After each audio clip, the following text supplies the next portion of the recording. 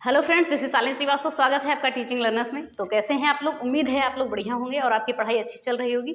तो super fast revision series में आपका स्वागत है। कल हमने बात की थी चारों वेदों को हमने देखा था, 4 मिनट में देख लिया था हमने, 4.5 मिनट में। और आज हम कोशिश करेंगे कि 5, 6, 7 मिनट में हम इस सिंधु घाटी सभ्यता को आपका पूरा खत्म कर देंगे। हाँ, कल एक चीज़ आपकी गलत हो गई थी, जो मैंने वेदत्रयी में बताया था, तो उसमें आपका ऋग्वेद, सामवेद और यजुर्वेद रहेगा, अथर्ववेद नहीं रहेगा। तो प्लीज़ उसको सही कर लीजिएगा। वो मैंने कमेंट भी पिन कर दिया था कमेंट बॉक्स में, सबसे ऊपर आपको मिल जाएगा। तो प्लीज़ इसके लिए सॉरी, थोड़ी सी गलती होगी, अब दोबारा गलती नहीं होगी, तो उसको थोड़ा सा सही कर लीजिएगा। अथर्ववेद नहीं रहेगा, ठीक है? ऋग्वेद, यजुर्वेद, सामवेद। चलिए अब हम बात करते हैं सीधे हमारी सिंधु घाटी सभ्यता की है। तो शुरुआत करने से पहले अगर आप हमारे चैनल पर नए हैं या चैनल को सब्सक्राइब नहीं किया है तो प्लीज़ सब्सक्राइब करें और ज़्यादा से ज़्यादा शेयर करें। और सुपर फास्ट रिवीजन बहुत इंपॉर्टेंट है आपके लिए, जो भी वीडियो का एग्जाम दे रहे हैं या कोई भी एग्जाम दे रहे हैं, सबके लिए इंपॉर्टेंट बनेगा ये। और मैक्सिमम 5-6 मिनट में हम रिवीजन करके इसको खत्म कर देंगे। 2 बार रिवीजन कर लेंगे, बस हो जाएगा हमारा। तो हमारा शुरुआत देखिए, हम सीक्वेंस में ही चलेंगे। कल हमने वेद जाने थे, आज हम देखेंगे सिंधु घाटी सभ्यता, कल हम देखेंगे वैदिक सभ्यता। तो सीक्वेंस में चलेंगे तो चीज़ें आपकी कवर भी हो जाएंगी। तो बात करेंगे सिंधु घाटी सभ्यता, इसको हम हड़प्पा सभ्यता भी कहते हैं। आपको याद होगा इसका समय क्या है, 2500 BC से 1750 BC, यानी कि 2500 ईसा पूर्व से 1750 ईसा पूर्व समय पूछा जाता है। याद रखिएगा, जो जो चीज़ें पूछी जाती हैं वही चीज़ें हम आपको बताएंगे यहाँ पर, ठीक है? स्पीड मेरी तेज है, आपको इसी स्पीड में रिवीजन करना है। 2 बार 3 बार जितनी भी बार देखना है देखिएगा। स्पीड बढ़ा के देखने की कोशिश मत कीजिएगा, नहीं तो समझ में नहीं आएगा। बात करेंगे हड़प्पा सभ्यता की खोज किसने की थी सिंधु घाटी सभ्यता की, तो दयाराम साहनी ने की थी। नामकरण कौन किया था? अध्यक्ष कौन थे? जॉन मार्शल थे। उसको मैंने नहीं लिखा है, लिख देते हैं यहाँ पर। अध्यक्ष कौन थे? जॉन मार्शल थे, याद रखिएगा। देखिए, अगर आपको स्क्रीनशॉट चाहिए तो हम हट जाएंगे, उसके बाद ले लीजिएगा। इसकी PDF आपको नहीं मिलेगी, ठीक है?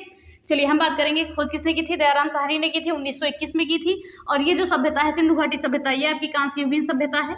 और ये नगरीय सभ्यता भी है, कांस्ययुगीन सभ्यता भी है। और ये टिन और तांबा मिलाकर क्या बनता है? कांस्य बनता है, याद रखिएगा, कांसा बनता है। और इसके समकालीन सभ्यता थी चीन की सभ्यता, मेसोपोटामिया की सभ्यता, ये सारी सभ्यताएं थी। तो याद रखिएगा। तो हमने क्या क्या बात कर ली कि खोज की थी दयाराम साहनी ने। ये कौन सी है? कांस्ययुगीन सभ्यता है, एक नगरीय सभ्यता है। अब बात करेंगे समाज कैसा था सिंधु घाटी सभ्यता का, तो मातृसत्तात्मक था, याद रखिएगा, मातृसत्तात्मक था, ठीक है? फिर हम बात करते हैं लिपि कौन सी थी? भाव चित्रात्मक लिपि थी। ये बाएं से दाएं लिखी जाती थी, इंपॉर्टेंट है, याद रखिएगा। फिर बंदरगाह कहाँ से, यहाँ से कहाँ पर बंदरगाह पाया गया है? लोथल में। कांच की नर्तकी कहाँ पर मिली है? मोहनजोदड़ो में। और मोहनजोदड़ो में ही सबसे बड़ी इमारत जो है अन्नागार मिली है, ठीक है? अन्नागार है। और मिठास के लिए लोग, यहाँ के लोग क्या यूज करते थे? शहद का यूज करते थे सिंधु घाटी सभ्यता के लोग। और जूते खेत के साक्ष्य कहाँ से मिले हैं? कालीबंगा से मिले हैं। कालीबंगा का अर्थ क्या बनाया जाता है? काले रंग की चूड़ियाँ। ये कहाँ पर है? राजस्थान, हनुमानगढ़ में, याद रखिएगा। और मुख्य फसल कौन सी थी? गेहूँ और जौ थी, इंपॉर्टेंट है, याद रखिएगा। और यहाँ के लोग जो है सूती और ऊनी वस्त्र पहनते थे। और मनके बनाने का कारखाना कहाँ पर था? यहाँ पर लोथर और चनहुदड़ो में। देखिए, ये सारे जो स्थल हैं आपके, ये सिंधु घाटी सभ्यता के ही स्थल हैं, ठीक है? मोहनजोदड़ो हो गया, लोथल हो गया, चनहुदड़ो हो गए, ये सारे हो गए। अब बात करें यहाँ पर पूजा लोग किस देवी की करते थे, तो मातृ देवी की पूजा करते थे। और पशुओं में किसकी पूजा करते थे? कुबड़ वाले सांड की करते थे पूजा, याद रखिएगा। और चावल के साक्ष्य की बात करें तो कहाँ से मिला है? लोथल से मिला है। जो जो इंपॉर्टेंट पॉइंट है, सारे पॉइंट हम यहाँ पर इंक्लूड कर रहे हैं। और मोहर कैसे बनती थी? मोहर पर यहाँ पर एक सींग वाले पशु का चित्र बना है, एक सींग वाले पशु का चित्र बना है। जो ये मोहर है, ये किसकी बनी है? स्टेलाइट धातु की बनी हुई है, तो इसको भी हम याद रखेंगे। फिर आगे हम क्या देखते हैं कि यहाँ सिंधु घाटी सभ्यता के लोगों को तलवार का ज्ञान नहीं था। और ये आग में पकी हुई मिट्टी को टेराकोटा कहा जाता था। यहाँ पर आग में पका के बनाया जाता था, बर्तन बनाया जाता था। और सिंधु घाटी सभ्यता में आपकी पर्दा प्रथा और वेश्यावृत्ति प्रचलित थी, इंपॉर्टेंट है, याद रखिएगा। और बर्तन यहाँ पर किससे बनाते थे? लाल मिट्टी से बनाते थे। और डिजाइन उस पर काले रंग से डिजाइन करते थे, ठीक है? और इसके विनाश का कारण क्या हुआ? बाढ़ हुआ। सिंधु घाटी सभ्यता के विनाश का कारण क्या हुआ? बाढ़ हुआ। अब सिंधु घाटी सभ्यता की व्यवस्था की बात करें तो व्यवस्था यहाँ पर 2 टीलों में विभाजित थी। एक था आपका पश्चिमी टीला, एक था पूर्वी टीला। पश्चिमी टीला में आपके राजा और पुरोहित आते थे, पूर्वी टीला में मजदूर और किसान आते थे। और अपवाद में इसके आता है धौलावीरा। यहाँ पर 3 टीला में व्यवस्था यहाँ की विभाजित थी। धौलावीरा जो यहाँ का स्थल है, वहाँ की व्यवस्था 3 टीलों में विभाजित थी, ठीक है? फिर यहाँ पर बात करें सिंधु घाटी सभ्यता की आकृति कैसी थी, तो त्रिभुजाकार थी। और व्यवसाय यहाँ का क्या था? कृषि और व्यापार, लेकिन हम व्यवसाय को प्राथमिकता देंगे, इंपॉर्टेंट है, याद रखिएगा। अब यहाँ के प्रमुख स्थल के बारे में बात करने से पहले हम एक बार रिवीजन कर लेते हैं जल्दी से, ठीक है? जल्दी से हम रिवीजन करते हैं कि सिंधु घाटी सभ्यता को हम हड़प्पा सभ्यता भी कहते हैं। समय सीमा क्या थी? 2500 से 1750 BC थी। और हम बात करें खोज किसने की थी, दयाराम साहनी ने की थी 1921 में। अध्यक्ष कौन थे, जॉन मार्शल थे। कांस्य युगीन सभ्यता थी, ये नगरीय सभ्यता थी, टिन और तांबा मिलाकर क्या बनता था, कांसा बनता था। समाज कैसा था, मातृसत्तात्मक था। लिपि कौन सी थी, भाव चित्रात्मक लिपि थी जो बाएं से दाएं लिखी जाती थी। लोथल में बंदरगाह था, सिंधु घाटी सभ्यता का एक स्थल है लोथल, वहां पर क्या था, बंदरगाह था। कांसे की नर्तकी आपको मोहनजोदड़ो में मिली है और सबसे बड़ी इमारत भी अन्नागार कहाँ पर मिली है, मोहनजोदड़ो में है। मिठास के लिए सिंधु घाटी सभ्यता के लोग शहद का प्रयोग करते थे। जुते हुए खेत के साक्ष्य कहाँ पर मिले हैं, कालीबंगा में। मुख्य फसल यहाँ की कौन थी, गेहूं, जौ, या ये क्वेश्चन पूछा जाता है आपका। और यहाँ के लोग सूती और ऊनी वस्त्र का यूज करते थे। मनके बनाने का कारखाना लोथल और चनहुदड़ो में था। और पूजा यहाँ पर मातृदेवी की करते थे। पशुओं में गोबर वाले सांड की पूजा करते थे। चावल के साक्ष्य यहाँ से नहीं मिले हैं, सॉरी, चावल के साक्ष्य जो है लोथल से मिले हैं। और मोहर जो है एक सींग वाले पशु का चित्र, मोहर पे एक सींग वाले पशु का चित्र बना है। और मोहर जो है आपकी स्टीलाइट धातु से बनी हुई है, तो इसको भी हम याद रखेंगे, ठीक है। और यहाँ की घर की जो ईंटें थी उनका रेशियो क्या था, 4:2:1 था, ये ईंटों का रेशियो था, तो इसको भी याद रखेंगे आप। फिर हम बात करेंगे यहाँ के लोगों को तलवार का ज्ञान था, नहीं था। आग में पकी हुई मिट्टी को यहाँ पर क्या कहते थे, टेराकोटा कहते थे, जो बर्तन बनाते थे। और यहाँ पर पर्दा प्रथा और वेश्यावृत्ति क्या थी, प्रचलित थी। बर्तन बनाने के लिए लाल मिट्टी का प्रयोग करते थे और डिजाइन के लिए काले रंग का प्रयोग करते थे। विनाश का कारण क्या हुआ, बाढ़ हुआ। व्यवस्था कौन सी थी, 2 टीलों में विभाजित थी सिंधु घाटी सभ्यता, पश्चिमी टीला और पूर्वी टीला। पश्चिमी टीला में राजा और पुरोहित आते थे, पूर्वी टीला में किसान मजदूर आते थे। और इसी का अपवाद है धौलावीरा। धौलावीरा को 3 टीले थे यहाँ पर, ठीक है। फिर आकृति बात करें सिंधु घाटी सभ्यता की, तो त्रिभुजाकार थी। और व्यवसाय में कृषि और व्यापार आता था, इसमें हम व्यापार को प्राथमिकता देंगे, कृषि को भी देते हैं, ठीक है।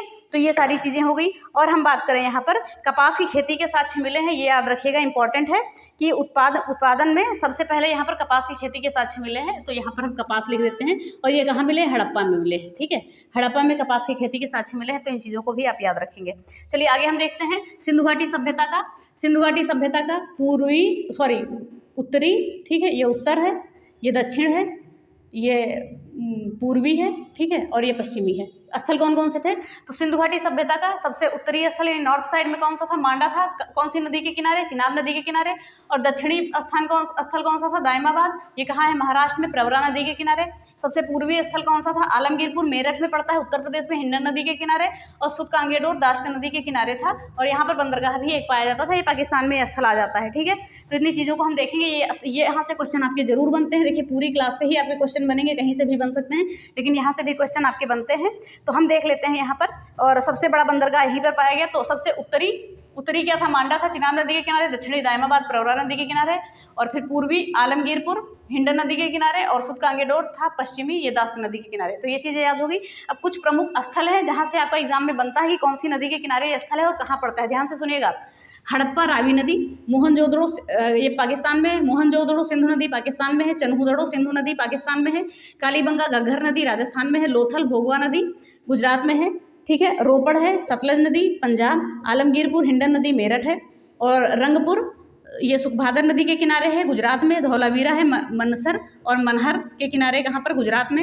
बनावली है रंगोई नदी के किनारे हरियाणा में। सुतकांगेडोर आपका दाशका नदी के किनारे पाकिस्तान में है, ठीक है। कैसे हम याद करते हैं, हड़प्पा, हा से हड़प्पा, रा से रावी नदी, हड़प्पा का हम हरा याद कर सकते हैं, ठीक, हरा याद कर लीजिए। मोहनजोदड़ो और सिंधु नदी, तो इसको आप मोसी याद कर लीजिए, ठीक है। ऐसे ही याद करेंगे, बस याद हो जाएगा। चनहुदड़ो सिंधु नदी, तो इसको आप ऐसे कुछ याद कर सकते हैं, ठीक है। चांदसी याद कर सकते हैं, चांदसी लिख सकते हैं। चनहुदड़ो सिंधु नदी याद कर सकते हैं।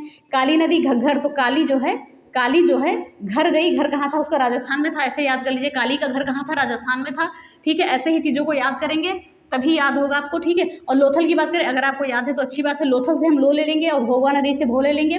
तो लोभ हो गया, लोभ करोगे तो गुजर जाओगे, तो ऐसे कह सकते हैं। तो लोभ करोगे तो गुजर जाओगे, तो हो गया लोथल। भोगवा नदी गुजरात में।